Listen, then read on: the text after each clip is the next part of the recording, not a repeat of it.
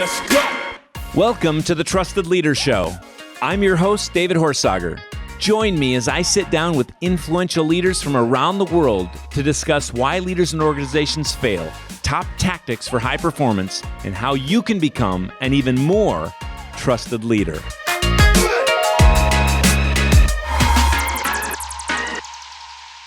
Welcome to the Trusted Leader Show. It's David Horsager. I have a special guest with today. He might be the most brilliant mind I know on branding and marketing. He's been an executive at everything from Procter Gamble to Coors Light to Red Robin to Quiznos. He's led some amazing initiatives such as I know at Quiznos, the Sammy's initiative or the 1 million sub giveaway. He's done some innovative projects. He loves the farm like I do, and even has goats. He lives in this property that he has designed. He's kind of architect on the side, which is really cool. But he's just a great down-to-earth guy, and I get to call him friend. So grateful to have you on, Gerry O'Brion. Thank you so much for having me. This is fun. This is super fun. That's all from my head, by the way. If I actually would have read a bio on you, we would be here for a long time. So anyway, that's it's really cool. And you've been traveling around the world. You help people find their because. You help people with branding and marketing. You've been recently, we were talking about it. I've got to fly to Vienna next week. You're in Bahrain. Recently. You're not even in your home city today. But let's jump in first of all. Just kind of give us a quick. Who's Gerry O'Brion? So, it's so funny. Who's Gerry O'Brion? I grew up in this small farm town in Wisconsin, and now I travel all over speaking to CEOs, executives, sales teams about how to influence people to say yes to them. Whether it's we need to influence people to buy from us, which is a lot of what I do, but now even more so, how do we influence employees to work for us? More and more people are trying to figure out, how do I become the employer of choice? How do you influence people to work for you? Some companies, how do we influence investors? And I know you've got some politicians on here. How do you influence people to vote for you? So I have a framework of influence that I've created and honed over thousands and thousands of executives and sales teams over the last decade. And that's what I do now. That's so fun. Well, we're going to jump into that. We'll get personal a little bit later, but I think we should just jump into this framework. I mean, I've heard you. We've been on the same stage together. You've got an amazing message, and I know you go deep in this in workshops and consulting, but this whole idea about the because, first of all, give us a little, that you say they buy your because, and maybe even differentiate. There's a lot about the why these days, the why, and it seems kind of similar. So maybe give us a little bit of the because. We'll jump into the framework in a couple minutes, but just kind of that overall and even how those two are different. Yeah, absolutely. So my framework is simple. You start with who are you trying to influence? What do you know about them? The insights. Question one, who are you trying to influence? Question two, what are your insights? What do you know about what they want more of or less of, or really what they're hoping to achieve or what they fear when they're buying? Okay, slow down. So go back to number one really quick. Yep. Who are they? Who is that? Who do you want to influence? Is it kids kind of influence them to clean their rooms, or is it, I always joke, it's influencing your kids to put the bowls face down in the dishwasher, not face up. Exactly. Yeah. But so influencing constituents, frankly, Republicans and Democrats here on the U.S. side of the world, influencing others. A big bill was passed, and you had to have some from the other side join each other's side on a few different things. Which is number one, who's your target? Who's the target? Who the audience? Number two, what are their insights? Right, and this is great. A political example. What do they really care about? And there's a lot of things going on that they care about, everything from re-election to serving their constituents to those are all the things that they're hoping for or what they fear, right? When you're influencing a customer to buy from you, what do they hope will happen if they buy from you? What do they fear will happen if they buy from you? Even another way, what do they fear will happen if they don't buy from you, but they buy from your competitor, they buy from someone else? So that mindset piece. Once you know who you're trying to go after, that mindset, hopes, fears, insights, then we get to question number 3 of the framework. I know who I'm going after. I know what's on their mind, what they care about. What's your outcome? What's the promise you're going to make? Now, I'll give you an example here. If you only promise an outcome, here's what's in it for you. Here's what's in it for you if you buy from me. If you only promise an outcome and you don't finish what I call the sentence of influence, and I'll talk about your because is the ending of your sentence of influence. If you only make a promise, I'll give you an example. I'm Gerry, I'm going to open up a pizza place. And my marketing is this: hey, come on into Gerry's Pizza. Our pizza's better. Yeah. You know what? We want better pizza. We all want better pizza. We all want a better experience. We all want a better product. Hey, David, buy our product. It's higher quality. Right? Everybody says it. If you make a promise with no proof, you don't finish the sentence of influence. You get left hanging, right? So question number 4 is your because.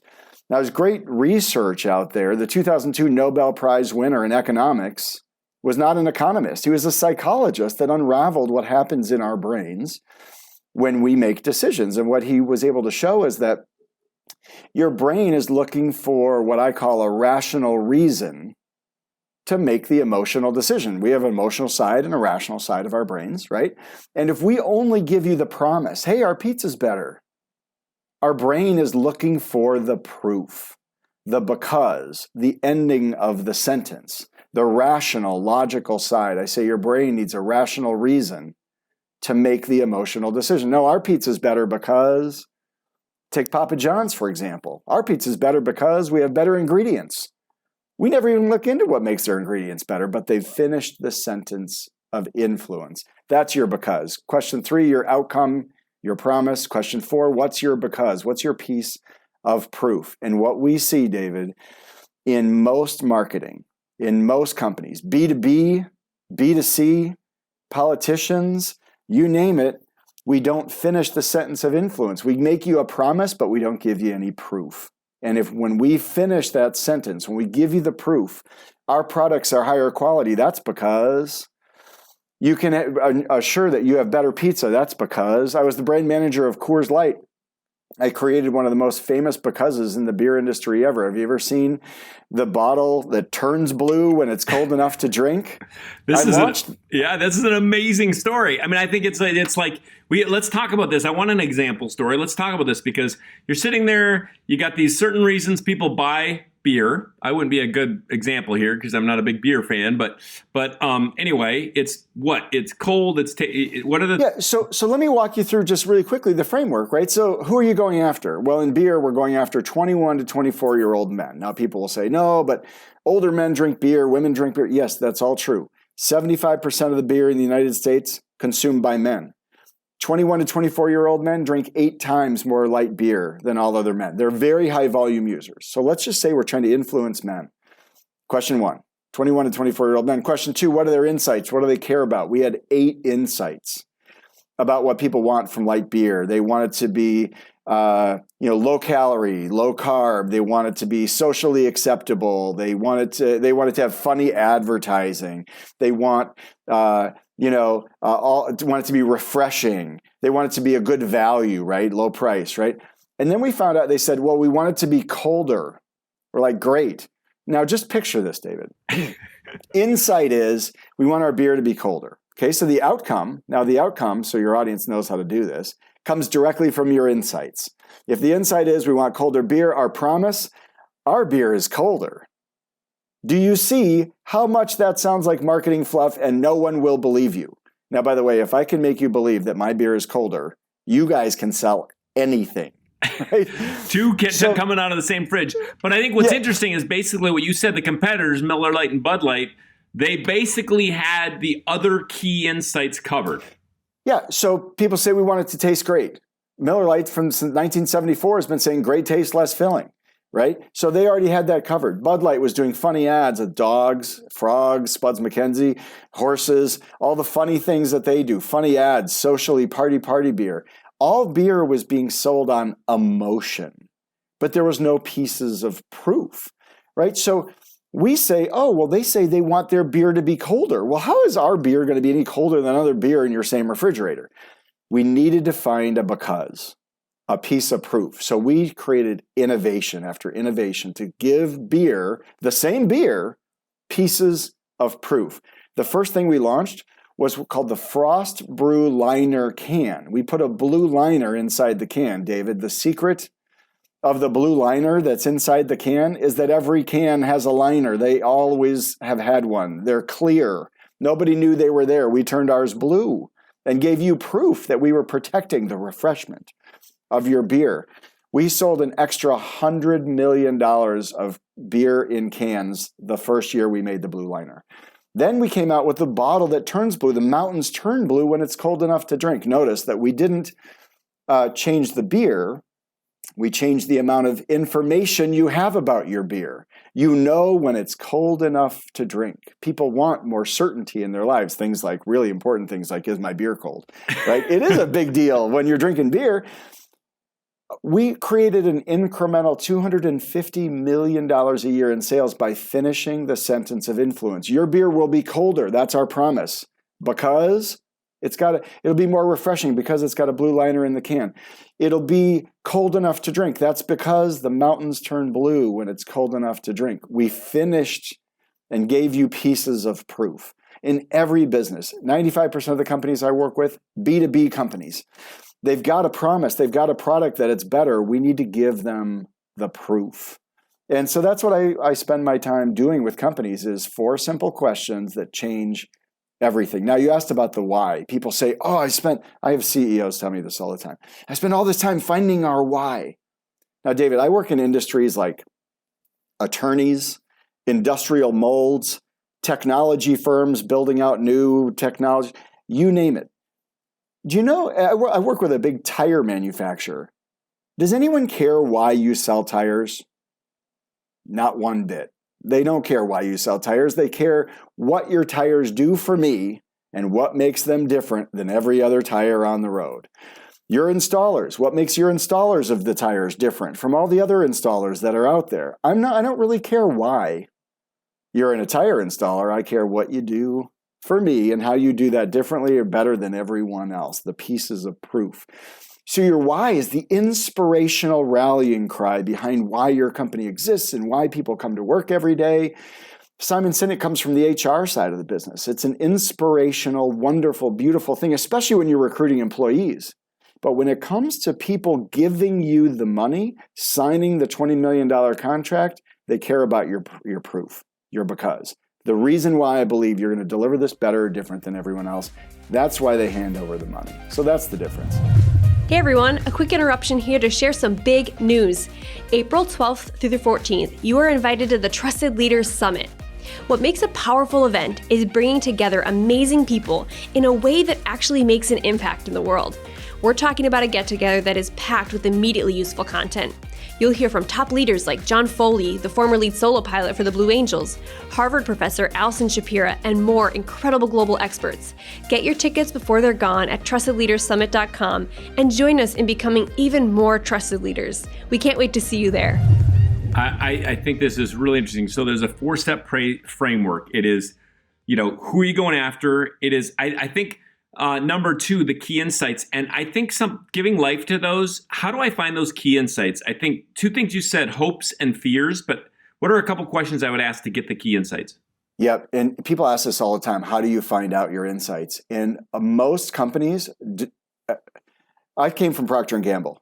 We drove everything based on insights from our customers. We were famous for doing focus groups, deep dive one-on-one interviews, huge base surveys. The truth is the fastest, easiest way to get insights is talk to your customers. Become a listening organization. In my book that's coming out this spring, I do an interview with the guy that used to be the CEO of the excavator division of Caterpillar. And he tells this story about how he went around and no one was buying their hybrid excavator. Couldn't figure out why. He went to these CEOs, these big construction firms, and they told him everything they hated about his piece of junk hybrid excavator. He took it back to the engineering team, canceled the entire project, initiated a new project, and it turned around the future of the entire division of Caterpillar and the entire company of Caterpillar by listening to customers' frustrations, hopes, fears, what they want more of, what they want less of. And it's not that hard to say, what do you like about our products? What do you not like about our products? What do you like about our competitors' products? Here's one for you, David. You want to get really good answers? Go to a customer that used to work with you left you and went to your competitor? There's where the answers are. Mm-hmm. What did they say that got you to think they were a better solution for you than we were? What mistakes did we make? What did they proactively do that was right, that convinced you? And what are we doing that now that you're with them that you wish that they were doing too? Insight. That's what drives everything. And that drives the because. Then your outcome is clear. Oh, you want this, and this. And what I generally do, David, is when I do this with a company, we'll end up with 30 to 60 insights, pieces of information about what customers care about. Those will get narrowed to 6 to 10 that really drive decisions. Then that's where you make your outcomes. Your promises come from those top 6, 7, 8 insights. Now, they might be different throughout the sales process. The CEO might care about something different than the CFO, than the engineering team. There's all different insights you might be dealing with, but you take that and then you turn it into a promise. What we hear you saying is you want this, we promise this, that's because you insert your piece of proof. Easy, but a lot of companies don't do it. Right. I can totally see it all over the place. Can you tell me a few others? Can you give us a few more examples of like Papa John's? Oh, the because we get it right away. Are there some other examples you can throw out there? And I know everybody needs to know this. Buy your people because they buy your because. This is the book coming out this spring. Everybody needs to be looking for it. We will be amplifying it and letting people know. I love this message, but they buy the because. And you will start to see this everywhere. If you're watching, football or whatever, and you're watching TV ads, I know everyone hates TV commercials, but watch one. Any TV commercial from a big, major billion-dollar brand will have pieces of proof in it, and you'll see it all the time. Oh, because, and it's great. If you've ever seen like a commercial for, say, like shampoo, and they've got the visual of how it's going to go in and it's the little pieces of proof. Oh, there's one that came out recently for like an aspirin or Tylenol or something, and you might even remember this. It says, because we have laser drilled holes, it like makes your headache go away. Laser drilled holes. Now, let me give you an example that I just reminded myself of. I do this with my audiences. I say, let's take a low interest category. How about floor mats for your car? Now, David, you're an audience of one here. Can you name any company that makes floor mats for your car? No. Okay, you can't. Now, even tiny audiences, they always say one name. And all your listeners, your viewers are saying this right now. WeatherTech.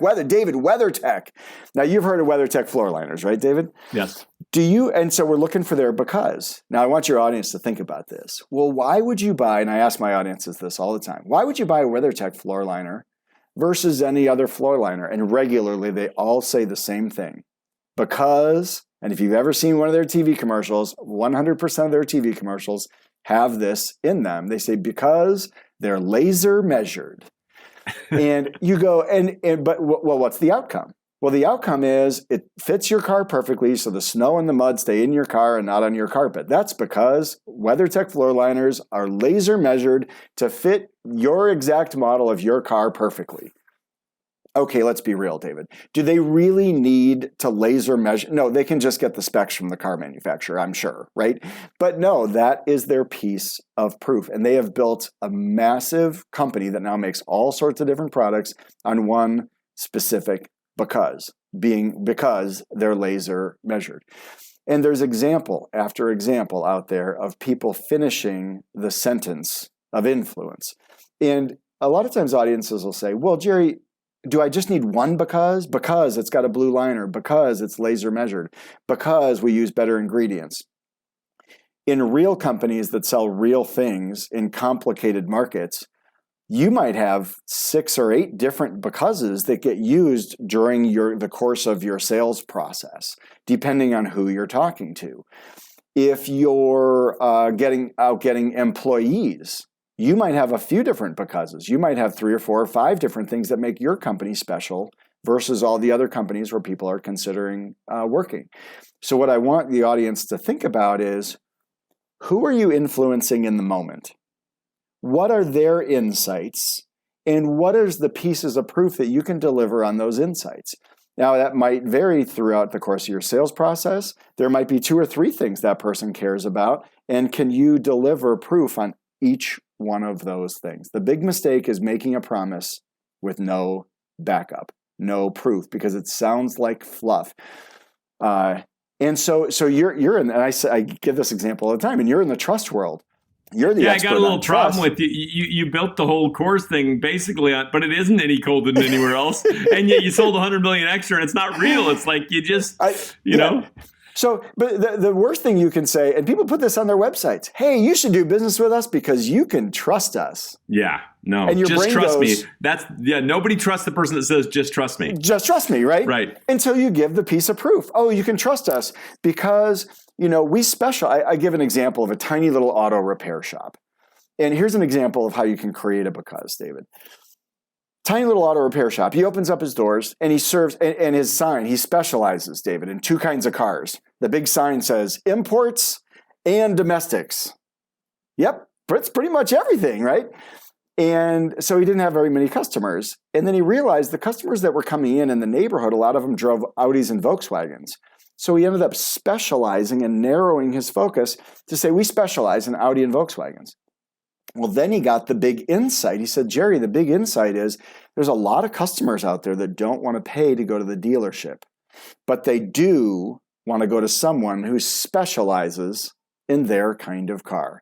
He tripled his business in 18 months by narrowing his focus, and people are afraid of making a bad decision. And if you narrow your focus and you do something specifically for them, oh, you specialize in Audis and Volkswagens? I can trust you. I believe you. I believe you can fix my car. I believe you can probably fix my car more efficiently than someone else, and I believe you're going to be less pricey than the dealership. Specificity is an example of how you can create a because and increase trust and increase certainty that you're not making a bad call.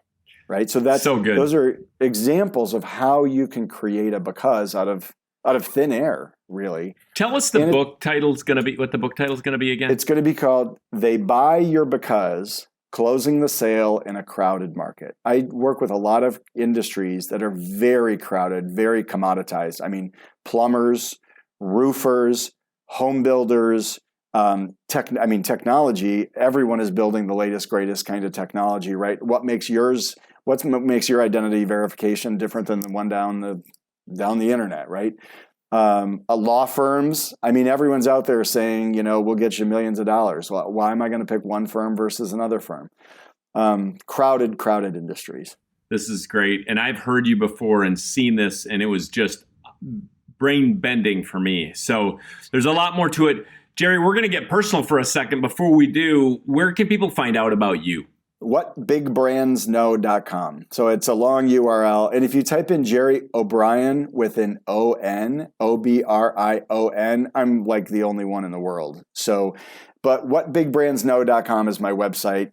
And there's videos there. There's a because video that if you click on the little box on the homepage, it will take you through a 5-minute live session keynote where I clipped out the because part because that's what everyone wants to see.